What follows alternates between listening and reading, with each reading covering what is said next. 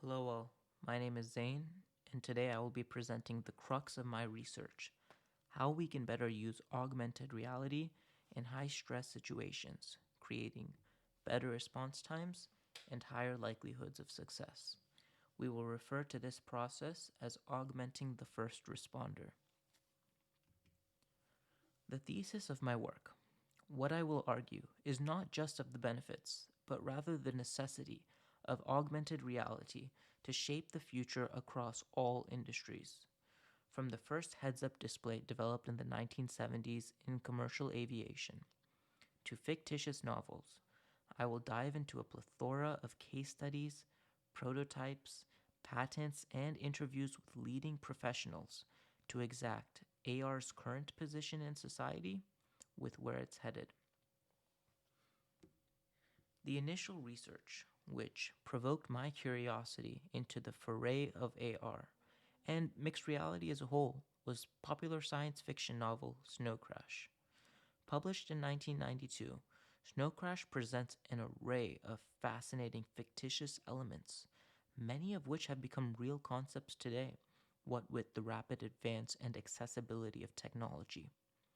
For instance, the metaverse, the sum of all virtually collected spaces, be it virtual reality, augmented reality, or the internet, has become a very real concept. Another interesting aspect I research is the concept of gargoyles, extremely thorough machines of gathering information in situations. They essentially serve as human surveillance devices, and they record everything around them. As a central part of law enforcement in the book, the technology employed by gargoyles could, very speculatively, be the way in which our law enforcement is steered towards in coming years. Another aspect of the novel I study is the ubiquity of privatized corporations everywhere, from highways to law enforcement, all run by corporations without government. For instance, you might hear of General Jim's defense system or Admiral Bob's global security. This segues into my interview process, in which I interviewed a defense contractor at Raytheon, a member of law enforcement, as well as a VP of Microsoft. Drawing on their experience and expertise from ranging fields, I learned how the augmentation in their respective industries could present incredible benefits.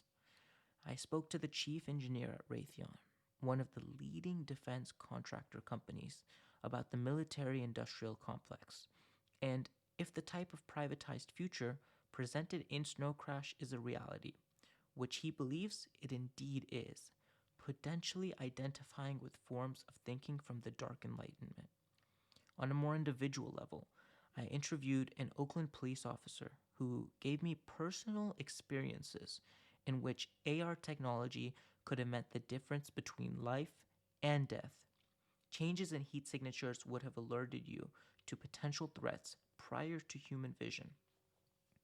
Lastly, I spoke to a VP at Microsoft about the emerging accessibility of technology as it pertains to AR, what with the HoloLens arguably leading the AR industry. We discussed a variety of emerging technologies and media such as holoportation in Microsoft's near future, making technology more convenient for all. My research concluded and documented the clear benefits of AR across a variety of industries, ushered ultimately by the dwindling of barriers such as increased affordability and widespread increased technical fluency.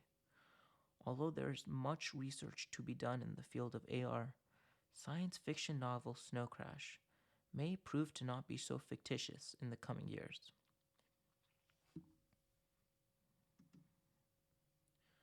From exponentially increasing COVID rates to rapidly spreading wildfires, I have decided to build my project based on the creation of a wearable thermal imaging display, augmented to the user in the form of a headset.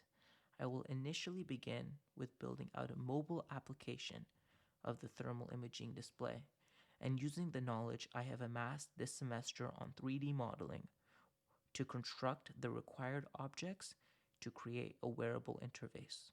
Thanks for tuning in.